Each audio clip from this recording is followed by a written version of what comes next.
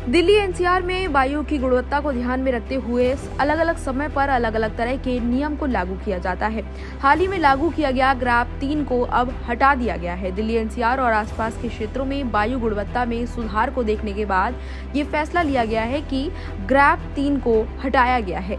बता दें कि दिल्ली एनसीआर और उसके आसपास के इलाके में अब काफी ज्यादा वायु प्रदूषण में सुधार देखने को मिला है, जिसके बाद वायु गुणवत्ता प्रबंधन आयोग ने ग्रैप 3 को हटा दिया है। इसके तहत जो प्रतिबंध लगाए गए थे उन सभी प्रतिबंधों को फिलहाल हटाया गया है।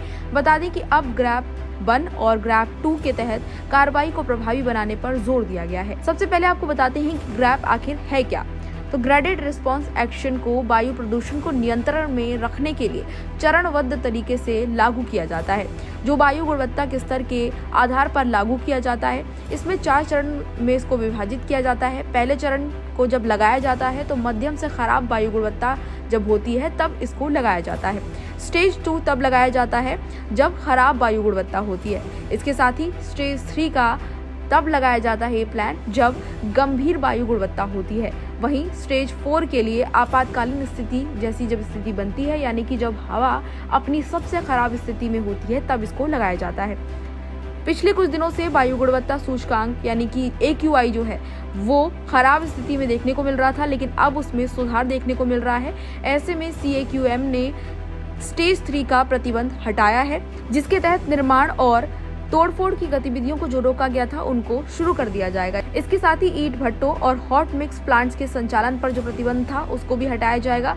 गैर जरूरी सामान ढोने वाले ट्रकों की आवाजाही पर रोक था तो उसको भी अब हटाया जाएगा, क्योंकि ये जो प्रतिबंध है वो स्टेज 3 के प्लान में लागू किए जाते हैं।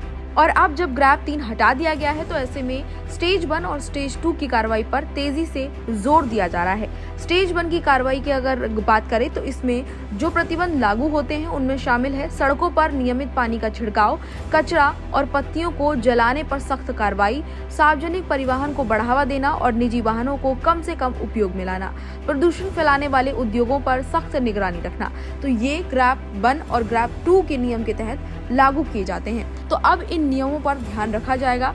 हालांकि आंकड़ों के अनुसार एनसीआर में AQI लेवल जो है वो खराब श्रेणी में फिलहाल बना हुआ है, जो पहले गंभीर श्रेणी में था। ये कदम प्रदूषण स्तर को और कम करने के उद्देश्य से उठाया गया है। इसके साथ ही एक्सपर्ट्स का मानना है यदि ये कदम सख्ती से लागू किए गए तो वायु गुणवत्ता में सुधार देखने को मिलेगा।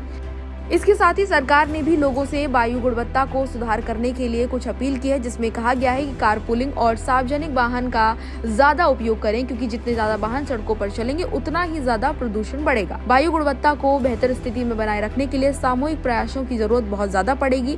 ऐसे में लोगों से ये अपील की गई है कि लोग भी प्रदूषण को नियंत्रण करने के लिए अपने तमाम जो प्रयास हैं वो करें और इसमें अपनी भागीदारी को सुनिश्चित करें। ऐसे में लगातार लोगों से अपील की गई है। आप किस तरीके से प्रदूषण को कम करने के लिए अपने स्तर पर काम कर रहे हैं, ये हमें कमेंट बॉक्स में बताएं, और क्या ऐसा हो सकता है जिससे प्रदूषण कम हो, अपनी राय भी हमें जरूर बताएं। इसी तरह की तमाम और जानकारियों के लिए देखते रहिए भारत एक्सप्रेस।